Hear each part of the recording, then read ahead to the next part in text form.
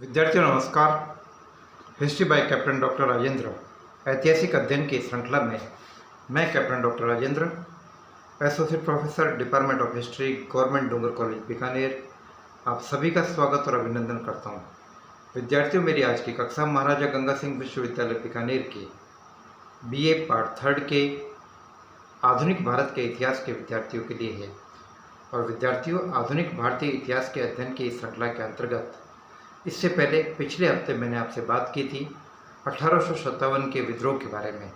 विद्यार्थियों, वो विद्रोह 1857 का जो अपने आप में बहुत सारे कारण और बहुत सारे तथ्यों के चलते हुए हुआ था, यह एक ऐसा विद्रोह था जिसके साथ भारतीय जनमानस की भावनाएं जुड़ी हुई थी।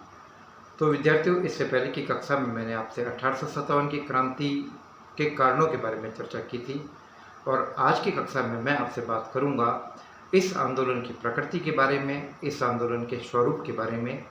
अर्थात इसमें आपको यह बताने का प्रयत्न किया जाएगा कि यह आंदोलन कैसा था, क्या वाकई यह भारत की या हमारी स्वतंत्रता का प्रथम अध्याय था, भारत का प्रथम स्वतंत्रता संघर्ष था, जैसा कि वीडी सावरकर ने 1909 में इस बात को बताने की कोशिश की थी, या क्या ये सैनिक विद्रोह था जैसा कि इतिहासकार और उस वक्त के काफ़ी प्रख्यात चिंतकों में से कह सकते हैं, जिनमें John Seeley, John Lawrence, P Roberts और विंसेंट स्मिथ, अगर इन सब के मतों का विवेचन किया जाए तो क्या इन लोगों के शब्दों में यह सैनिक विद्रोह था, या प्रोफेसर सुरेंद्रनाथ सेन जिन्होंने अपनी पुस्तक 1857 में इस बात का विवेचन करते हुए लिखा था कि केवल और केवल ये एक सैनिक विद्रोह मात्र नहीं था, अपितु इसके अंदर बहुत सारे तथ्य काम कर रहे थे,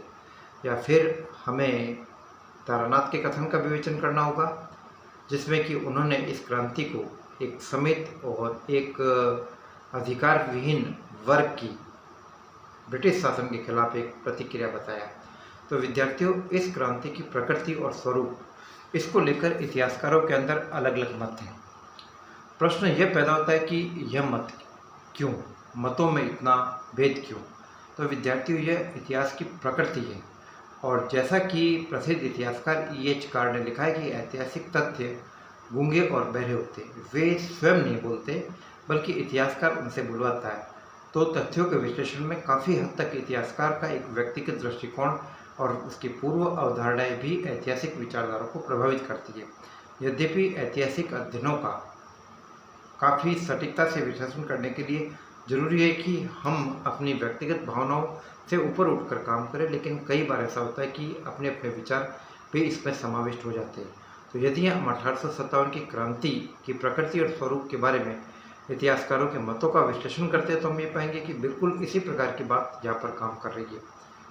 यूरोपीय दृष्टिकोण, पाश्चात्य दृष्टिकोण इस विद्रोह को एक सैनिक विद्रोह के दृष्टिकोण से देखता है। तो आइए सबसे पहले हम बात करते हैं उन इतिहासकारों के मतों के बारे में जो इस विद्रोह को सैनिक विद्रोह की दृष्टि से देखते हैं, और यह भी साबित करने की कोशिश की जाएगी कि क्या यह वाकई पूरी तरीके से सैनिक विद्रोह था या इसके अंदर बहुत सारी बातें निहित थी। इसमें कोई संदेह नहीं है कि चर्बी वाले कारतूस, जैसा कि जॉन लॉरेंस का मत था, यह एक प्रकार का सैनिक विद्रोह था, यह सैनिकों की बगावत थी और जिसका मूल कारण था चर्बी वाले कारतूसों से पैदा हुआ असंतोष। तो इसमें कोई संदेह नहीं था कि चर्बी वाले कारतूस इस क्रांति के लिए तत्कालिक कारण थे। चर्बी वाले कारतूसों ने उस ज्वालामुखी के लावे को भड़काने में योगदान दिया जो काफ़ी समय से धधक रहा था। चर्बी वाले कारतूसों ने उस बारूद के ढेर में चिंगारी लगाने का काम किया जो काफ़ी समय से इकट्ठा हो रहा था। तो चर्बी वाले कारतूस, इसमें कोई संदेह नहीं कि इस क्रांति का एक महत्वपूर्ण कारण थे और सैनिकों के बीच में यह असंतोष का कारण बने और मंगल पांडे ने चर्बी वाले कारतूसों का मुद्दा उठाया। लेकिन केवल और केवल चर्बी वाले कारतूस ही इस विद्रोह के लिए 1857 की क्रांति के लिए जिम्मेदार नहीं थे। इसी प्रकार यदि हम इतिहासकार जॉन सीले के मत का विवेचन करें तो जॉन सिले भी इस विद्रोह को सैनिक विद्रोह मानते और उनका ये कहना है कि यह विद्रोह उन सैनिकों द्वारा किया गया था जो अराष्ट्रीय थे। यह विद्रोह उन सैनिकों के द्वारा किया था जो अनुशासनहीन थे और एक ऐसा सैनिक विद्रोह था जिसका कोई देशी नेता नहीं था। तो इस मत का भी अगर हम गंभीरता से विवेचन करते हैं तो हम पाते हैं कि इस बात में कोई संदेह नहीं कि विद्रोह की शुरुआत सैनिकों के द्वारा की गई।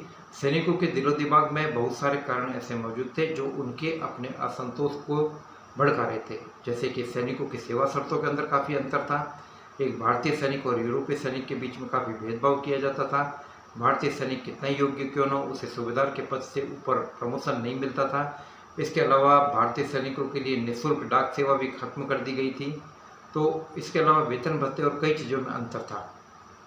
लेकिन इसके बावजूद हम ये कह सकते हैं कि सैनिक विद्रोह ही इस क्रांति के लिए एकमात्र कारण जिम्मेदार नहीं था।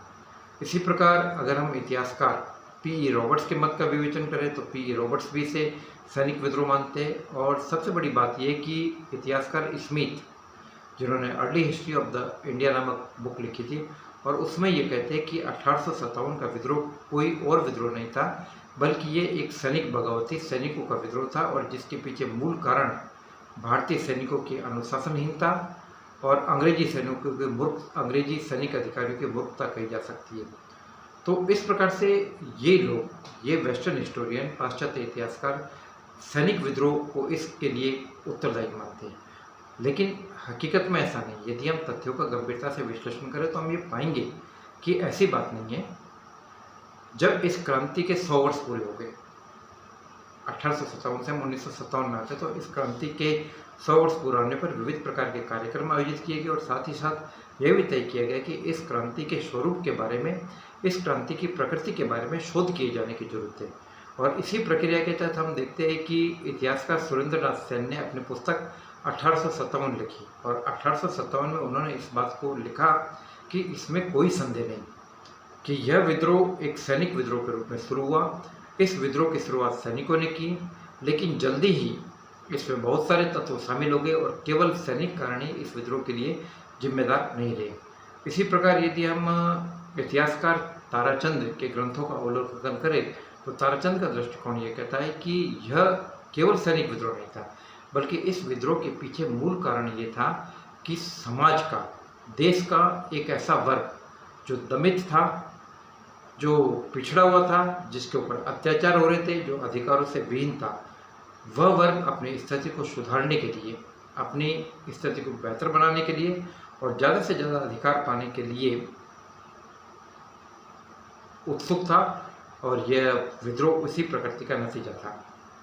तो यह एक ऐसा मत था जिसको सैनिक कारणों से जुड़ा गया है, लेकिन वास्तव में हम ये देखते हैं तो हम ये पाएंगे कि पूरी की पूरी सेना इस विद्रोह में कूदी हो, यह बात नहीं थी।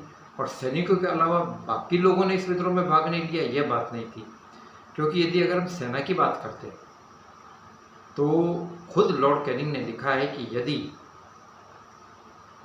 पंजाब के सिख और नेपाल के गुरखा हमारा साथ नहीं देते तो हिंदुस्तान से हमारा बोरिया बिस्तर गोल हो जाता। तो कहने का मतलब ये कि इस विद्रोह के पीछे केवल सैनिक कारण जिम्मेदार नहीं थे और बहुत बड़ी सैनिक ताकत अंग्रेजों के साथ थी।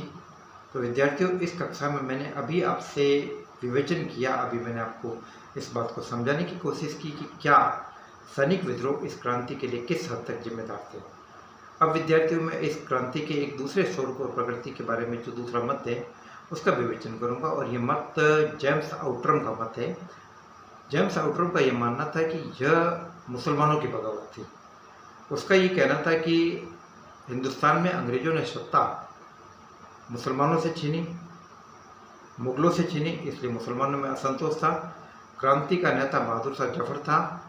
इसके अलावा वाजिद अली शाह से सत्ता छीनी गई, इसलिए मुसलमानों के अंदर आक्रोश था, असंतोष था।